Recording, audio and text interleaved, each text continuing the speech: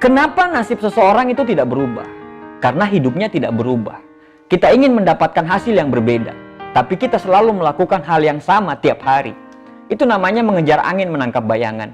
Bahasa Indonesianya, ngimpi. Orang sukses dan orang gagal sama-sama punya waktu 24 jam. Yang membedakannya adalah orang sukses memanfaatkan waktu 24 jamnya itu, sedangkan orang gagal menyia-nyiakan 24 jamnya itu.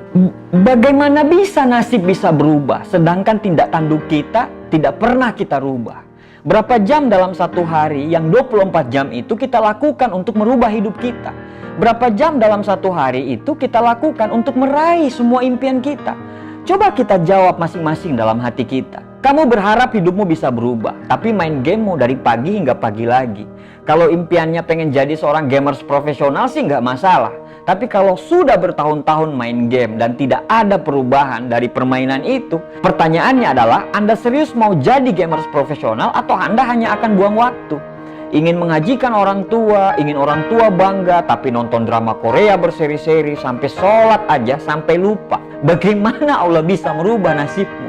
Kalau kamu nonton drama Korea, ingin belajar menjadi seorang sutradara atau seorang bintang film, ya nggak masalah sih. Tapi kalau nonton drama Korea hanya sekedar berhayal supaya mendapatkan pasangan seperti artis drama Korea, terus apa yang mau diharapin? Bukannya nggak boleh loh ya. Boleh dan sangat boleh, tapi jangan sampai overdosis. Karena begini, kamu sibuk nonton TV, tapi di sisi lain banyak anak muda yang menghabiskan waktunya untuk baca buku. Kamu sibuk nonton film, kamu menghabiskan waktumu untuk nonton film, tapi di sisi lain banyak anak muda yang menghabiskan waktunya untuk belajar hal-hal baru untuk meningkatkan skillnya. Kamu sibuk main game, tapi di sisi lain banyak anak muda sudah merencanakan hidupnya. Kamu sibuk pakai smartphone kamu untuk buka Instagram, kepoin artis-artis yang berantem supaya dibilang update. Padahal makin lihat artis yang cantik, ya dirimu makin insecure. Dan di sisi lain, banyak anak muda yang menghabiskan waktunya sama-sama dengan smartphone, tapi mereka belajar untuk jualan, belajar menimba ilmu dari smartphone mereka, belajar bagaimana jualan di Instagram, jualan di Facebook, pokoknya jualan di media sosial. Karena mereka sadar smartphone yang mereka beli, taruhlah sekitar harganya 5 juta, harus menghasilkan minimal 1 juta per bulan. Sehingga smartphone mereka itu benar-benar bermanfaat dan menghasilkan. Pertanyaannya, smartphone-mu harganya berapa dan sudah berapa yang dihasilkan dari smartphone itu? Kalau smartphone-mu smartphone mahal dan cuma dibelikan dari orang tua, tidak menghasilkan apa-apa, berarti smartphone-mu doang yang smart. Pemiliknya, wallahu alam.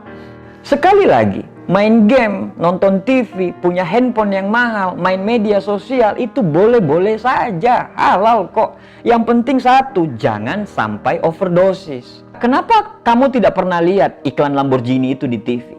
Karena perusahaan mobil Lamborghini itu tahu bahwa yang mampu membeli mobil miliaran mereka itu mungkin tidak pernah nonton TV. Hidup kita susah, kadang bukan karena orang lain, tapi karena diri kita sendiri yang menyusahkan hidup kita sendiri. Kita tidak mau keluar dari zona nyaman kita. Kita takut untuk melakukan hal-hal yang baru. Kita sibuk nyinyirin teman kita yang sibuk membangun masa depan dengan jualan di media sosial. Kita sibuk gosipin teman kita yang lagi merintis usaha jualannya. Bukannya membantu, kita malah mendoakan supaya dia tidak berhasil. Kita menghabiskan waktu pacaran berjam-jam tiap hari dan bercerita mengenai indahnya masa depan. Tapi percaya saja kalau itu dilakukan terus-menerus dan sampai membuang waktu, percaya saja bukan masa depan yang akan didapatkan, tapi masa suram yang akan didapatkan.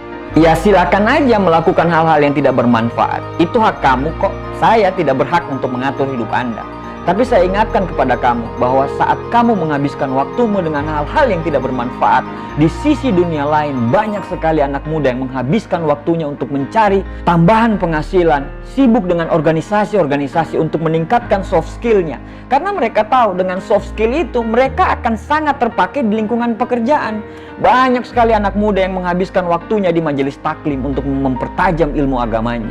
Jangan sampai kamu menyesal nantinya. Jangan sampai kamu tidak jadi apa-apa nantinya. Berubahlah dari sekarang. Berjuanglah dari sekarang. Keluarlah dari zona nyamanmu. Tantang dunia dengan belajar dan bekerja. Lakukan apa yang orang lain tidak pernah lakukan. Karena untuk mendapatkan apa yang orang tidak pernah dapatkan, Kamu harus melakukan apa yang orang lain tidak lakukan. Tidak ada perjuangan yang enak.